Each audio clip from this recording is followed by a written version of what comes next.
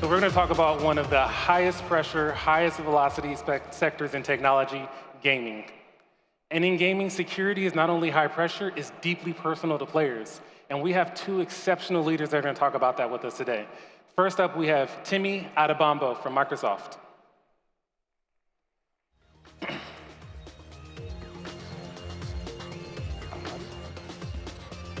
And next up, we have Nicole Dove, Head of Security at Riot Games.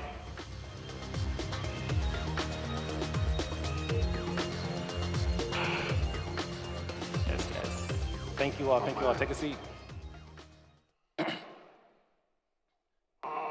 So we're gonna hop right into it because there's a lot to cover in a very short period of time.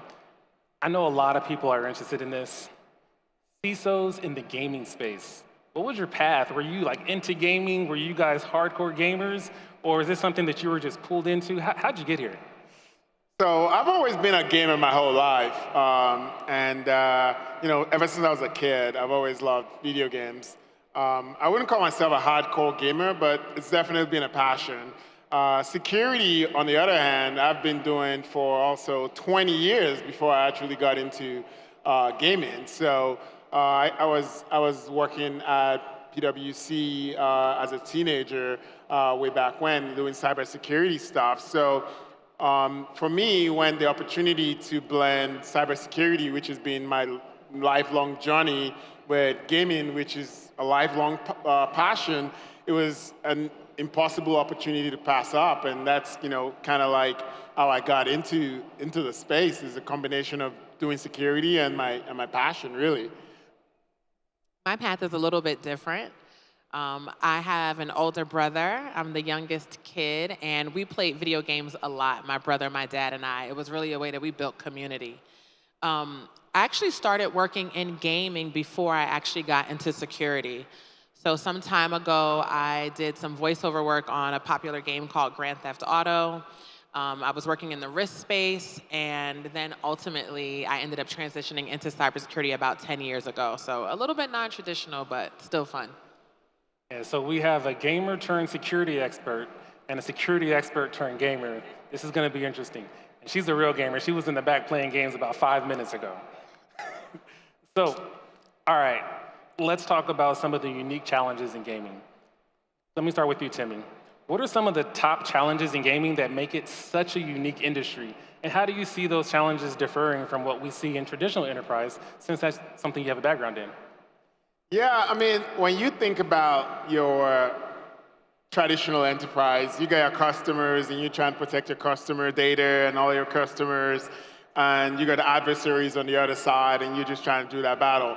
In gaming, it's completely different. Your customer base is also your attacker base.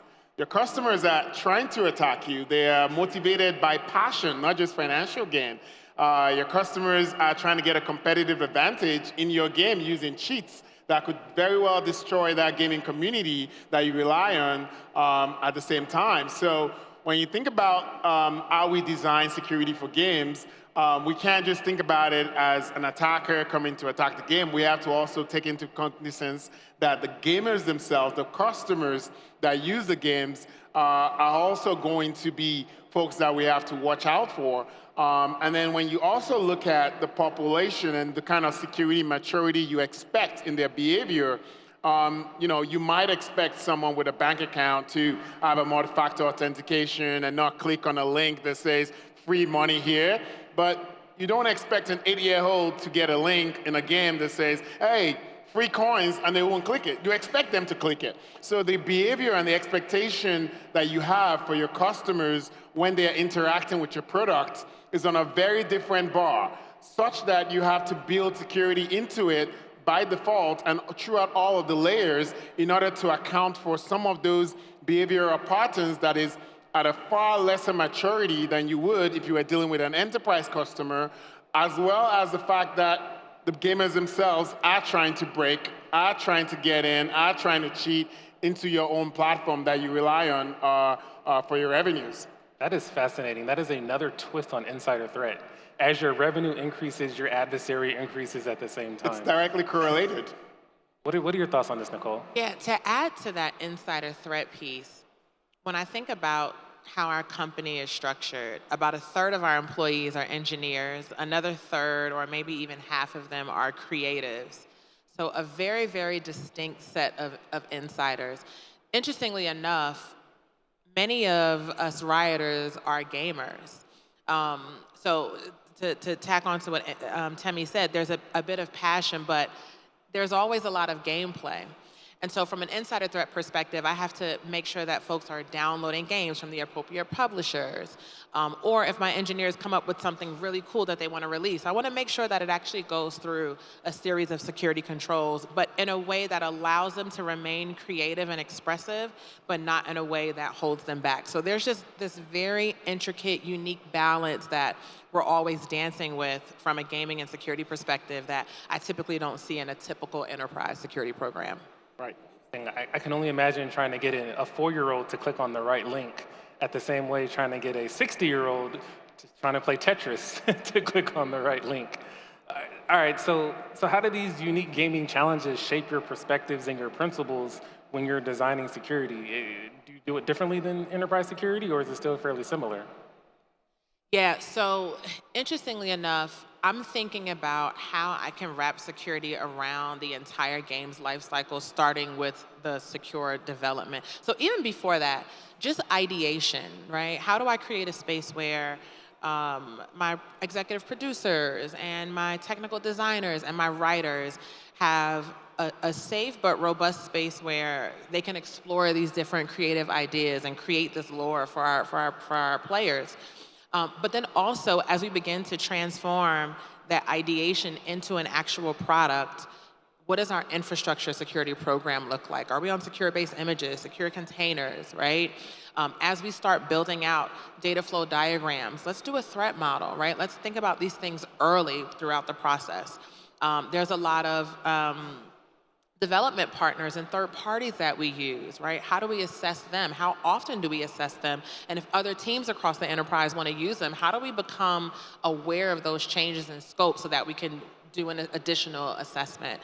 So there's this unique balance of making sure that we do a bit of the KLO, keep the lights on security from an infrastructure and code scanning perspective, but also making sure that we're tapped into the vision, right, that our game teams have and where they want to go so that we can make sure that we do this kind of ongoing gap analysis, making sure that the capabilities that we have align to their priorities, and where there aren't, how can we build them or monitor the risk for that? Interesting. So it brings a number of other questions to mind, but I'm curious what your take on that is, Temi, before I weigh in. We look at it from like a philosophy of secure by design, secure by default, and secure operations. I think a lot of what Nicole said is very aligned to how we think about secure by design. 3 years before the next AAA game comes out, we're looking at a threat model. Is it going to be a game that is going to be multiplayer? Is it going to be more cross-platform? We're looking at all of the different threat vectors before that game goes into even the story narrative. And we continue to evolve that as we go through that life cycle, going through penetration testing, code reviews, and all of those gates that you mentioned. But I think the other element is that we have to build the games to be secure by default. So the default behavior in the game should be to be secure rather than for the user to have an option. And this is something, again, that differs from the way enterprise software is usually developed. We have to build that the default behavior is always going to be locked down and then have it open up. Because again, when the 8-year-old is picking up a game, we're not anticipating them to be thinking about several security measures down the line. However, if they want to open things up more, we do allow that functionality to appear. Same thing applies when we think about trust and safety. The kind of language we expect people to use between each other when communicating to limit, bullying and other kind of behaviors online. We have to make that default to being secure and safe, because if you want to communicate with an adult and you want to use an adult language, then you have the flexibility to change that to allow it. So we think about security very similarly. If you want to become in a way that is less secure, the way you interact or the way you log into your console or whatever, you have the ability to do that. But by default, we want our platforms to always default to being secure, in addition to having security through the pipeline. And overall, just the same concept that would apply in many organizations, where you try to decentralize the security to the developers. As she mentioned, about a third or even close to half of the entire organization are developers. Making games is largely making software. So at the end of the day, you have a software development company, and you are entrusting each of these folks to have security in each step. So you kind of bake it into the templates that we use, bake it into the way the pipeline is designed, so that security doesn't interfere with their creativity, and they could actually innovate at the speed of imagination. Okay. All right, so this actually sounds more complex than enterprise security. And then you also have this one thing to contend with that as a gamer I've dealt with, which is lag, right? Lag. You cannot introduce lag, or that will be a problem, right? So if that wasn't enough pressure, let's talk about the threat landscape. What does the scale of a cyber attack actually look like in gaming? You've given me some examples of, the script kiddie or the kid trying to get some more coins or more points, but what are the things that your teams are trying to do to stay ahead of these threats? And the stakes are high, because sometimes people are making money for gaming and so forth. So I'm curious about that part of it. And I guess I'll start with you, Temi. When you think about the threat landscape, I think it goes back to what I said earlier. I think we have about 500 million active monthly gamers on our platform right now, on our first-party games for Xbox and our studios. And that is, at the minimum, the scale of attackers you have to think about, right? Because all of them you have to protect actions from all of them, in addition to all of the adversaries that every enterprise deals with. So that's the first element. Now, the telemetry ends up being in petabytes, because I think we do about 75 terabytes of telemetry every day from all of our different environments. And this is where the challenge really comes in, and where AI is something you can lean into, at least for anomaly detection. Because with that amount of data coming in, what you want to quickly identify is anomalous behavior versus standard behavior. And then, while AI is not yet good enough to be able to help you differentiate between whether a player is just doing something very creative and novel or cheating, it can help you at least identify that behavior is not normal. And then you can have people dive into those subsets of behaviors that are not normal. And that's how you can bring down the 3 trillion a year alerts that we get down to 50 manageable events over the course of a year. So that's Temi's take from a gaming console perspective. I'm curious about what your take is, Nicole. So a little bit different perspective, maybe biased from the PC side, but a couple things. One of the things I'm always thinking about is the player experience, right? Like, that's just bar none for us. And that can look like many things from a threat perspective. One of those things can be account takeover or smurfing, right? Where players, or adversaries are looking to take over, legitimate player accounts and do all kinds of fun stuff. Another thing from an in-game perspective is also toxicity, right? Because there's an interesting fine line between, how we kind of talk mumbo jumbo in the game and then what's actually offensive, and wanted to make sure we create a safe space for all of our players, regardless of who they are, where they come from, how they present themselves, to have a safe space in the gaming community. Another thing that I'm always thinking about as well is back to what we talked about earlier, the insider threats, right? Because we have a company full of people who enjoy games, we're often playing games, which means we're often downloading games online. You want to make sure they come from a legitimate source. And then we also have people, identity is the new perimeter, right? So they're trying to leverage passwords, break into our network, to access our IP, to get our art, creativity, to release things before we want them to not be released. And then the last piece from a threat perspective is also influencers, which is an interesting conundrum, because we like to have people come and test our games and get feedback throughout the development life cycle, but we need to make sure we do that in a way where that game doesn't leak, right? So exploring things like watermarking and trust with our influencer management teams I think these are things that are probably a little bit more specific to the gaming industry than other software development companies. Right. I think leaks are particularly damaging to entertainment. I think leaks are very, very important to make sure they don't happen in our business. Leaking a date, leaking when you're releasing a console, when you're releasing a game. Those are things that could shift a lot of things in the market. It could also affect other portfolio products because there's a series of games that are supposed to be slated, and knowing a game is going to come out may make customers hold out for that game rather than purchase one that maybe is being released before. There's a lot of dynamics and a lot of business decisions that are made around release dates, timelines, content, surprise characters, all kinds of things that leaks do definitely compromise. But the other thing that, this is now maybe more of an entertainment thing along with the lines of leaks is the dates. When we say Call of Duty is coming out on November 7th, Call of Duty is coming out on November 7th, which means that we have to make sure it's secure, and you can't predict cybersecurity. You can't predict what happens the next day. So you're really stuck between a lot of marketing work, a lot of, distribution that's already happened, a lot of retail, global hype that's already been built, pre-orders that are already shipped out.